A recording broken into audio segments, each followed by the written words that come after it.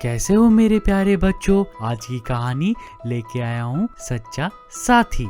एक बार की बात है, राधा नाम की एक लड़की अपने पिता के साथ रहती है। उसकी माँ बचपन में ही गुजर गई थी। वह अपने घर का काम करती, फिर कॉलेज जाती थी। कॉलेज जाते समय वह रोज रास्ते में एक जगह पक्षियों को दाना डालती थी। उसके घर में भी 2 पक्षियाँ थे, उसको भी वह रोज दाना डालती थी। एक दिन उसको पक्षियों को दाना डालते हुए एक जमींदार के बेटे ने देख लिया। उसने अपने पिता से जाकर राधा की शादी करने की इच्छा जताई। जमींदार ने राधा के पिता से बात करके अपने बेटे की शादी राधा से कर दी। राधा अपने घर के पिंजरे के 2 पक्षी को भी लेकर ससुराल आ गई।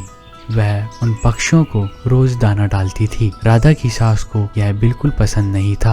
वह उन पक्षियों को परेशान करती थी। वह उनका दाना पानी जमीन पर फेंक देती थी। एक दिन राधा की सास ने पक्षियों का पिंजरा ही जमीन पर फेंक दिया था। उसे यह करते हुए राधा ने देख लिया। राधा ने मना किया तो उसकी सास ने राधा को ही काट दिया। इन सब बातों से राधा परेशान रहने लगी। एक दिन राजा ने अपनी पत्नी की परेशानी का कारण पूछा। राधा, तुम परेशान क्यों रहती हो? तो उसने सारी बात बता दी। राधा के पति ने कहा, राधा, हमें पक्षियों को पिंजरे से निकालकर पार्क में छोड़ देना चाहिए। अपने पति के कहने पर राधा ने उन पक्षियों को उनकी भलाई के लिए पार्क में सभी पक्षियों के साथ छोड़ दिया। वह उनको कभी दाना डालने के लिए पार्क में आ जाती थी। अब सभी पार्क के पक्षी राधा के अच्छे मित्र बन गए थे। पक्षी अब राधा के घर भी आने लगे। राधा की सास को जब यह पता लगा तो वह और गुस्सा हुई। वह राधा को उसके मायके छोड़ने के लिए उसको साथ लेकर गई।